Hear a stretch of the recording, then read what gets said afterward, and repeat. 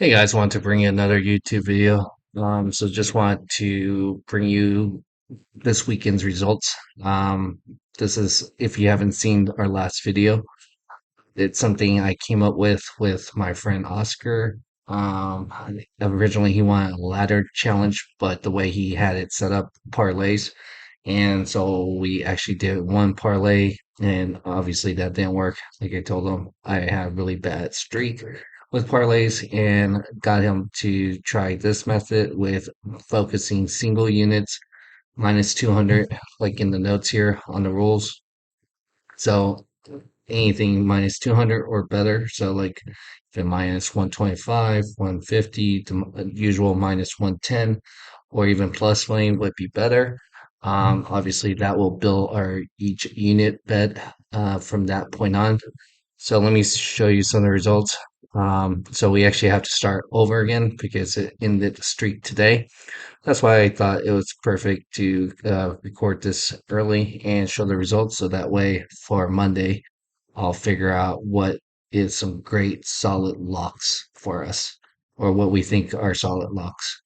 So the way it works, again, we choose anything minus 200 or better odds for us um, that we think could pay out better based on the value and everything. So we chose Penn State and Hoosiers. Um, and that's something kind of helped like 2 minds. Obviously, it would have been nice. We wanted to get a third friend in, but I don't think he's really interested. So we've, like I said, tried this out. So what I suggested, we kind of come up, do our research.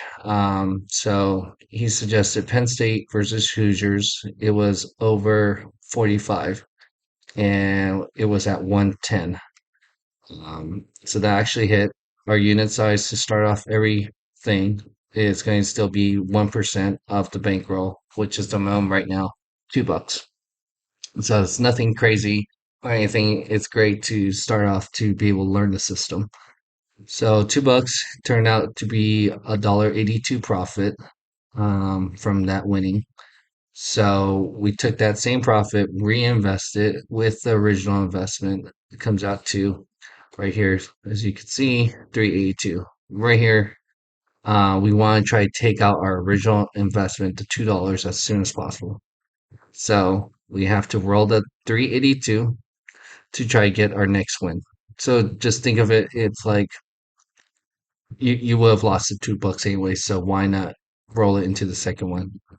Um, Obviously, the parlays, if you split it, yeah, or put it together, you have a better chance. But if you had to choose that one leg, which one are you going to choose out of the two?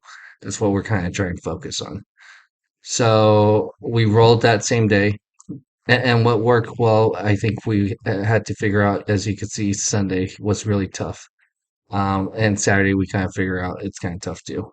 But we couldn't find anything we agreed on in the afternoon. So obviously, Penn State versus Hoosiers was early. That was a 9 a.m. start, kind of finished around 12-ish. Once we knew the results, that it was going to be over 45. So we had the money in the bank pretty much. Um, that's when we knew, okay, we got to figure out afternoon games or the next slate that we feel comfortable. I'm more of the basketball expert between myself and him. And so he was okay. I kind of explained why I thought the Knicks and Pelicans was going to make sense. The Knicks played a really heavy minutes with their starters on the night before against the Hawks, and they actually had to travel to New Orleans. So that's why I thought it's a perfect play.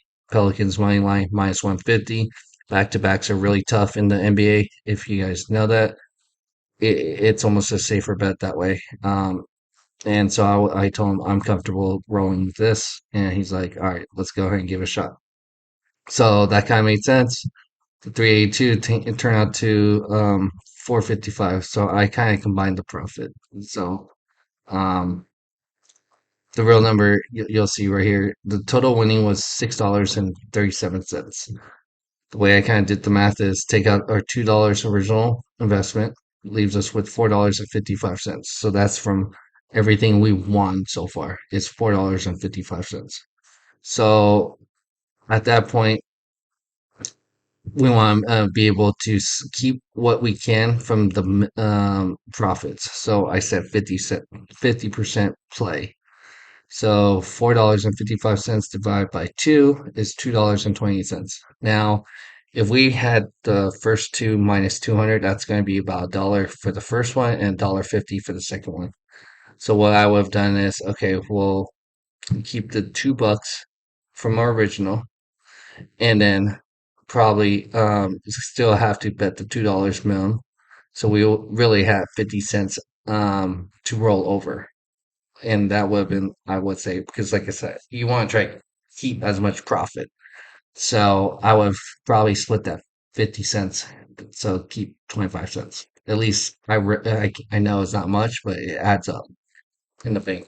So, and again, you want to be able to focus on what your best plays at next. So in this case, we didn't have to worry about that. $4.55 divided by two, that's $2.28 that we get to roll, and we got to keep $2 originally from our original bet and profit. So 228 is the new unit size that we had to roll in for the third one. So we chose the Golden Knights versus the Kings -1 puck line. So we kind of alternate the line, which was plus 139. So we thought, all right, let's give it a shot there. We're kind of ahead right now at that point. So we're playing with house money at that point. So we were hoping we're going to get some money there, but it was a push. So that didn't change anything. So it's 228 for the next day of what we could agree on. So we agreed on Jags versus Steelers. That was -140.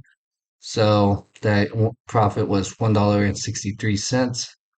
So $1.63 divided by two comes out to 82 cents. So 82 cents plus the $2.28, which is the original unit size, comes out to 310. So the Jags took a while to close out. The next game we were going to lock in, we decided was going to be Seattle. That was our only play in the afternoon. And we were 2 minutes late by then because the Jags and Steelers was still going at it. We weren't sure because Steelers could have a last drive and then an onside kick that could have been possible. So we wanted to make sure that's kind of one of the rules. We've got to make sure that they have a comfortable size lead. Nothing could happen or any funny business there. So once we found out we missed it, live bet, it's going to be hard because obviously the two of us actually have to be able to lock in the bets at the same time. And so live bets, if you haven't done it, it moves like the stock market. It goes up and down pretty quick that you can't even lock it in until a stoppage on commercials. You can, but again, that's where my friend has to be able to be online at the same time, and I have to be available at the same time to be able to agree that we're going to lock it at that price. Because again, we're trying to lock each unit at the same price, so both have profits that way. So we wait halftime. There was a couple games. There was the Niners versus Bengals halftime. The Niners were down 4 points. That was plus 110. And then there was Chiefs versus Denver. They were only down 5 points. And you have Patrick Mahomes. You thought that that's going to help. Um, and I think they were supposed to get the ball back. No, I think it was Denver. So we weren't sure who's going to get the ball back actually because we weren't really able to watch the game and I was more paying attention to the Niners game. But originally we thought the Chiefs should be able to beat Denver money line. So we kind of agreed, okay, why don't we go to that one because it's stable. Right now it's Chiefs money line minus 180. Start of the game, I think it was like minus 250. So that didn't qualify. So, and that's why, again, we don't want anything like above that 200 because then it's like you're risking so much for very little. So just like if you saw minus 2,000 and you thought, oh, okay, it's going to be just pennies if you put a couple $100. So it's not even worth it. And what happens if there's some bad break? And it has happened in sports. That's why they have bad beats on ESPN. So, in the end, the Chiefs didn't score really in the second half, and they didn't play well in the second half. I don't know what happened. I don't know if it's because of Patrick Mahomes being sick from Saturday, the Taylor Swift effect. First loss for the Chiefs that way since then, but um, it was a nice start to try this method, and obviously we got profit. Actually, before I started this or came up with this with my friend, um, I was actually down a couple units, so I'm actually back up um, by a half unit overall. And usually I kept my uh, unit size every time $2 until I could build my bankroll. But with this, if you're on a nice winning streak and being able to get that, it's like you're able to roll over and keep profits every time. Um, in stocks, there's a tell method. So you could put a stop if you want to collect profits. And so if it drops, you can actually set your price that you want to sell. So it's almost the same method and mentality that way. So if you have any questions or concerns how this work, again, you have to be really bad to not be able to get two straight. And some of these could be like great favorite teams, like teams that are favorite to win it. So sometimes they should be able to get two straight. Yeah, the first one could be hard or second one, but if you could find some good value or the right team that makes sense to cover and be able to hit the first two, then you're kind of playing with house money, as you can see in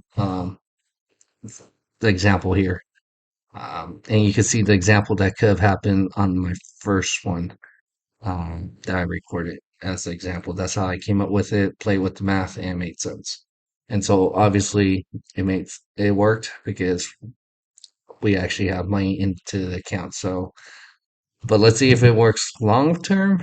Um, if you guys like it, and I can show my results again the following week to see how I start. Right now, I am marker. You could say 144 and some change. Um, so again, I was down to 141 at the beginning of the week. So I actually brought it back up based on this. So um, go ahead and hit that like button, subscribe to our channel if you haven't done so, and together we can build better tomorrow. Thanks again.